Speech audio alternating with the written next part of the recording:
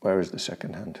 I need my glasses. Second hand? Oh, wait. It's there at the top. Oh, you know what? Let's scratch this. Let me, the watch hasn't been worn in forever, I have to wind it. Right. I'm the ultimate moron, right? Hey, at least we've got the start to our video. Right.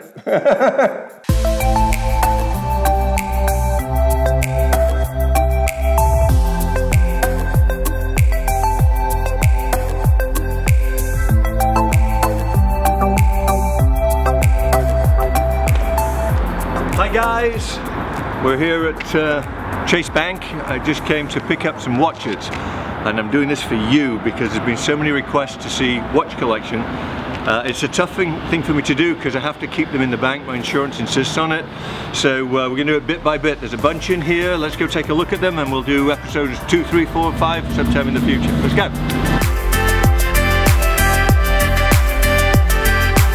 So here we are at the house and brought some goodies for you to have a look at. It's not all of them, but it's certainly a nice selection. In fact, I don't quite know what's in the box. Let's find out. Are we ready? Some goodies. So where should we start? What do you think, Adam? Where should we start? Let's start top left. I bet people have seen you wear that one quite a few times with the yellow strap. This one? Mm-hmm. That was in the $100 million worth of diamonds video. Yeah, it was.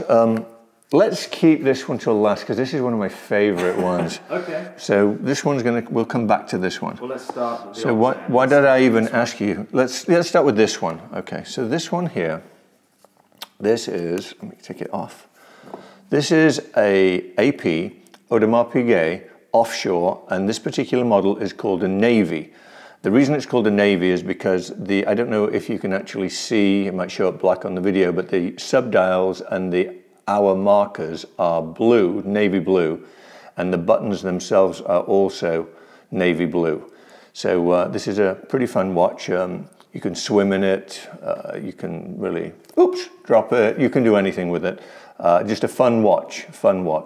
I really enjoy this watch. So that's probably one of the baby ones in the box here. So we'll put it. How long have you had that one? This one, you know, I don't know, probably a year or two, I guess. And this is a strap made by Oris. This is not an Audemars strap. This is an aftermarket strap by Oris Straps, who make an amazing rubber camouflage. They do it in all different colors. And I actually prefer them to the factory straps. What does the factory strap look like?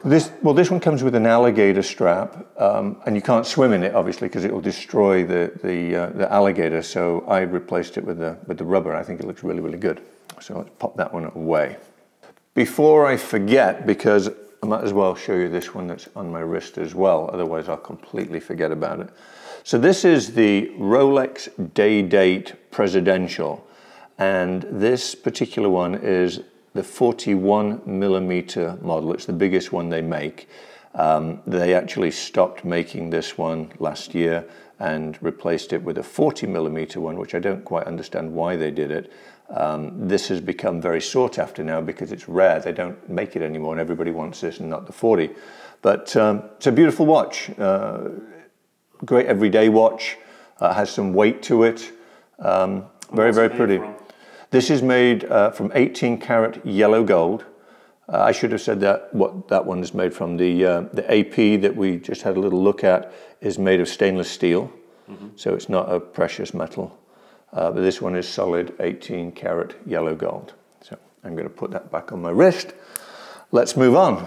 So now let's go into another Rolex. This particular one is a Rolex Daytona. It's 40mm case made of 18 karat yellow gold, and it has a factory diamond dial.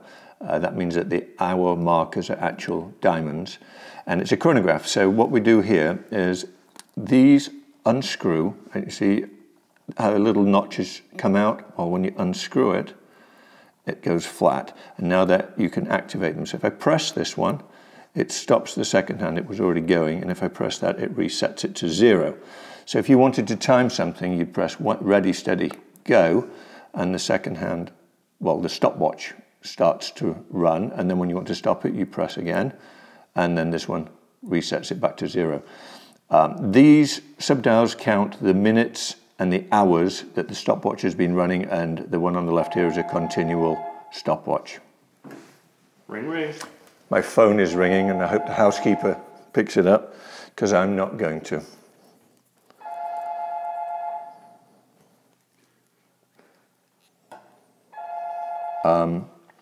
So this is a great watch. It's a very, very popular watch. Rolex had great success with the Daytona. I really enjoy wearing it. It's low-key, but it's still a Rolex. It's a gold Rolex, and I think it's a very lovely watch. Yeah, it's very traditional, isn't it? Compared to a lot of your others, that's, I would say, probably one of the most traditional-looking watches you have. Yeah, I don't often wear this, but I do think it's a nice watch to have, and sometimes you want to be a little bit low-key, but still wearing a very nice piece. So this is the perfect watch for that. So let's put that away. And so with your watch collection, what did you kind of start with? Did you start with the more crazy, like the Richard Milles are very sort of out there, aren't they? Oh, heavens no, I couldn't afford that when I started my watch collection. The first watch I got was a Rolex Submariner in two-tone, steel and gold, and back when I bought it, I would have been maybe 20 years of age.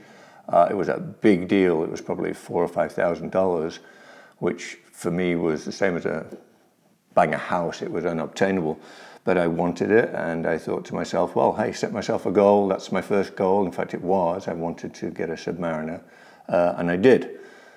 A lot of work. Didn't buy anything. I saved every dime and just stuck it away until I could buy the watch. So this is a very interesting watch that most of you will probably have never seen before.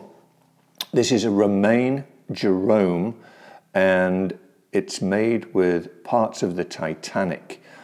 These watches are all automatic, at least everything that I've showed you so far, they're automatic. And I'm just winding this up now. The propeller, I'm trying to keep it still so you can see it, is actually the second hand, and you should see that turning now. The watch itself is made of rose gold. It's 18 karat rose gold. The bezel, at least they say, is from the Titanic. And some of the parts inside the watch are polished pieces of the Titanic when they brought it up. On the back, there's a full diagram, and it states from the Titanic. This is a watch I bought about probably 5 years ago. Not a very well-known brand, but I saw this and I heard the story about it, and I couldn't resist, so I just went ahead and bought it. I actually bought two. The other one isn't in here. The other one is made with moon dust, and I know it sounds ridiculous, but Google it. Romain Jerome Titanic and moon dust. I have both of them.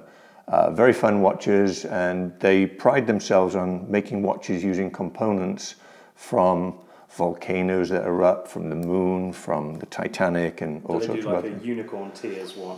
You know, I heard a rumor. No. So let's put this one away. I wish, you know, there was a way of showing you how heavy these are. This is, well, it's nearly a pound. It's very, very heavy. Yeah. Oh, wow. Yeah, right? You don't anticipate that, right? No, that's very heavy. very heavy. So that's why you've got such big guns, Michael, isn't it? Yeah. Well, too lazy to exercise, so wear a heavy watch. Okay, next, let's go to this. And before we start, let me give it a little bit. They're all automatic, so we'll just get them going so that you can see the second. And now this is a very interesting watch. This is an 18 karat rose gold Breguet, and this is what they call a Royal Marine alarm. So there's a hand at 12 o'clock that activates the alarm. Would you like me to show you how it works? Yeah. Okay, so this here, this second one, you unscrew it like everything else and you pull it out, and you see this hand? Okay, you set that to the time you want the alarm to go off. And I'm going to turn it round so that the alarm, in fact, does go off. Should be coming up about now. And of course I did it wrong, like I do everything wrong. You have to switch it on. There, I switched it on. Let's try that again. And pull this out. What am I doing? I don't deserve these things, do I? Okay, let's try this again. Please. People are definitely going to say that this is rented because you don't yeah, use it, probably, you know, like right. Here we go, right? There we go. So that vibrates and makes a noise on your wrist so you can set it, and then this over here stops it from running. That's cool. This little blue and white slider is what is the power reserve for the alarm. So I'm now winding that because it takes, I won't do it because it's going to shake the watch on the camera, but that's what winds it so that you have the power to activate the alarm and it doesn't take away from the actual watch mechanism itself. Very cool. And what's this one made from? This is 18 karat rose gold and it has a rubber strap. The back of it is extraordinary. Just absolutely beautiful. Oh, wow. This is called guilloche. I probably pronounced that wrong, and I'm sure lots of people will tell me I did. But it's a procedure, it's all done by hand, and just a very, very beautiful watch. That's amazing. I would love to learn more about the internal workings of watches, because there's some absolutely incredible designs, aren't there? Yes, there are. This particular watch, being called the Royal Marine, it's waterproof to, I believe, about 500 feet. So you've got to be a really good diver to survive it. The watch will keep working, you'll be dead. But it's a great watch, a rubber strap and all 18 karat gold. Beautiful watch. One of my favorites, actually. It's interesting that you've got these expensive watches that are made from, you know, gold and very expensive precious metals, but then they put rubber straps on them. I wonder, is there any kind of synthetic material that they could use for a strap that has more, what's the word, more presence than just rubber? Rubber's comfortable on the wrist. It's durable and it looks good. So I don't know, I like the rubber straps. And another factor is the gold that's in these watches is not really that expensive. There's maybe a few $1,000s worth of gold compared to the cost of the watch, which is the workmanship. So one guy might spend a year making one watch. I mean, he works on the movement. There's thousands of parts. Well, I don't know how many parts. So a lot of parts in there. Each one is handmade. Each one is hand polished, and then they're assembled. So that's what you're paying for, and you know, the design. It's incredible. Yeah. Because I think when people see the cost of some of these watches, they're like, wow, you know, spending that much money on a watch. But actually, the machining and the craftsmanship that goes into the design and the manufacture is incredible, isn't it? That's absolutely right. Man hours that go into them. I've actually been over to Switzerland various times, many times, to the factories. I've ordered watches and I've watched them being made, and it's fascinating. And I don't know how these people do it, because the amount of patience you need when you've got a little tiny piece and you're wearing a microscope glass and you're filing it with literally a piece of wood for weeks until it's absolutely perfect. And they do that with every component that goes in there, and they assemble it. I don't know how they do it, so respect, truly. Okay, moving on. This is, I love this watch. I really love this watch. This is an Audemars Piguet, and again, I haven't worn it in a while, so let's get this going. It's automatic, but any automatic watch, when you haven't worn it for a while, it's always good to give it a little wind, and it's a screw-in crown. The crown is ceramic. What does automatic mean for people that don't know? So automatic means there's a rotor on the back, so when you wear it and you move it, that rotor continually moves and winds the watch. It winds the mainspring of the watch. And it will last, this one has a power reserve of about 3 days. So you could take it off and it will still run for about 3 days. But this is a very special watch. It's the 44mm Audemars Offshore. And this has the baguette invisibly set diamond bezel, which makes it very, very rare and very unique. I'm not quite sure how many of these were made, but very, very few. And just a beautiful, beautiful watch. And Adam, if you want to feel the weight of this, you'll see it's quite heavy. Wow, yeah, I would say that's probably the similar weight to the Titanic watch. Yes. Yeah, that is definitely. And they're actually going to get heavier as we go. There's some in here that are very heavy, right, which will shock you. But this watch is one that I've been trying, or was trying to buy for, gosh, probably a year and a half, and very hard to come by.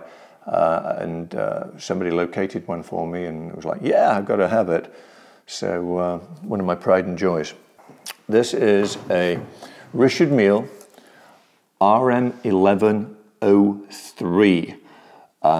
And this is one of the hardest watches to come by. Richard Mille make limited quantity of watches, highly, highly complicated watches, and they don't allow many of them out in the marketplace. So this particular watch is worth substantially more than the retail price. which is already ridiculous, but people are paying even more ridiculous amounts for them because you just can't get them. Let's take a look at this. What this is, it's a chronograph, which is the same as I showed you earlier on, I believe it was the Rolex Daytona I showed you on. Hours, minutes, and continual seconds. The top has the second function, which I just pressed, and you can see the hour, well, the counter, the minute counter revolving. Again, I stop it, and then if I press this, it will reset it back to 0 together with all the other dials. In the center, you have the date, which is probably wrong because I haven't worn it in a while. And in this bottom corner, I don't know if you can see it with the camera, but there's actually the month. This is the new case, which has these little cutouts. At first, when I saw it, I saw a picture of it, and I thought, well, that's a bit strange, but it's grown on me, and I absolutely love it. Turning to the back of this watch, again, highly complicated. They use components which are very, very different to other watch manufacturers. There's race car technology, which is carbon fiber, titanium, and some other metals that they don't talk about. They won't say what they actually are, but an incredible piece, and this is probably my favorite of all the watches I own. Not necessarily the most expensive, but it is definitely my favorite. Love this watch. This still has the plastic on it from when it was new, because I'm a great believer in keep that on as long as you can. Oh, you're the worst kind of person. I know. I love taking that when you get a new thing and it's got that little... Really? Oh, it's so if you look at a lot of these, they have the plastic on the back. Hey, be happy I don't have it on the front. I took that off. Absolutely. Okay, so this is a fully blinged out Patek.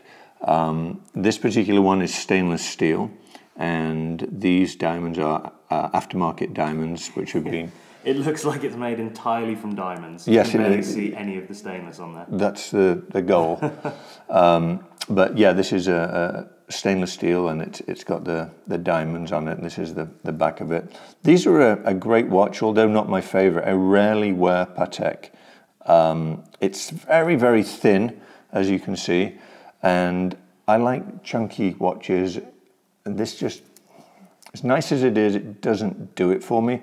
But I think as a watch collector, it would be wrong if I didn't have a couple of them, so that's why I have them. I'm going to leave this out for a second so you can see the difference between this one and this one, which is basically exactly the same, except this one is made of gold. So if you feel the difference in the weight of both of these watches, they're identical watches. This one is gold with diamonds, this one is stainless steel. Same watch. Okay. Right? Feel this one, Adam. Feel the weight of it. Okay, yeah. Okay, and then feel this one. Oh, wow. It's probably, what, 40% heavier? Yeah, at least, yeah. So, again, the reason I have two of these is because sometimes, you know, you need the gold color and sometimes you need the silver color. Well, I guess nobody needs any of this, but... nice to have. I'm in the very fortunate position where I'm able to, so I figured, why not? But yeah, they're beautiful watches. They keep great time. I don't really know much about the mechanisms because Patek is not, you know, my favorite, but they are very nice. This one, before I tell you much about it, I'm going to give everybody a shock with Adam's reaction. I'd like you to feel the weight of this. Oh my God. Wow, that's heavy. That weighs over a pound. Oh my, that is probably as heavy as 3 of the Pateks put together, 3 of the gold Pateks put together. Or more. Wow. So why is that so heavy? So it's all gold. This is all gold, and it's also all diamonds. So this is an Audemars Offshore. As you can see, every piece of it is diamond, and the actual bracelet itself is very thick, and it's all solid gold, solid back, and consequently weighs a ton. When you wear this watch, at the end of the day, you know you've been wearing it because it's so ridiculously heavy. And when I say ridiculously heavy, I mean ridiculously heavy. I wish I had a scale, I'd put it on there now, and I would show you just what that weighs. So again, in contrast, I did the same thing. This is the same watch, this time in white. This one is steel. And if you want to feel the weight of this one, Adam, you'll see there's a significant difference. Yeah. Try this one again. That is incredible. It's ridiculous, right? It's absolutely ridiculous. But these are two beautiful watches. They're both chronographs, all diamonds, and they're very much the same. Yeah, they are beautiful. Fun, right? Do they do that in a white gold? They don't. Okay. They don't. They do it white gold without the diamonds. Right. But they don't do white gold with the diamonds. I don't know why. I'm not the biggest fan of yellow gold. Right. But it would be nice so I love how the stainless one looks. Right. But imagine if that was white gold. That'd be beautiful. That would be beautiful, yeah. But no, they don't make that. Here's another Rolex. This is actually the same as what I'm wearing, but this one is blinged out for those fun evenings when you want to have a little bit more bling, and bling it is. So this is a 41mm Presidential. It has the diamond dial with the hour markers. They're round, and there's two baguettes on the 9 and the 6. What's a baguette? A baguette is the cut of the diamond. Okay. It's long, thin, and straight, whereas the brilliant cut diamond are round. Everything else on here is a round diamond. Okay. The bezel actually has very large diamonds, and it's an interesting watch. Now this weighs nothing like the AP. If you want to feel the weight of this, it's still got some weight to it, but that's heavier than I expected. Yeah, but it's half the weight. It's half the weight of that. It's less than half the weight, really. That is ridiculous. Incomparable. And if anybody watching this is wondering, this is a limited edition, 1 of 1 G-Shock. It's made of plastic in its entirety and cost me about $60. And probably keeps better time than any of mine. And then finally in this box, this is one of my favorites as well. This is a Rolex GMT 2. It is made of white gold and diamonds. The bezel is baguettes with black onyx hour markers. This actually turns in both directions. They say you can go diving in it, and I'm sure you can, but I don't know if this is a wise thing to do with a watch of this value. Sure, that's a dive one. And also, how heavy is that one? This is heavy too. This is all white gold. That's very heavy. That's heavier than the President. So if you went diving with that, then you definitely would need to get rid of a couple of weights off your. There you go. Right, that would keep you going down. But beautiful watch. I'm going to show you a fun thing about this watch. So the date. Let me just activate it, because again it hasn't been worn in a while. So now the second hand is moving. Now if I want to change the date, the way that this works is the hour hand goes by itself without moving the minutes, and you can see the date is changing. You see that? Yeah.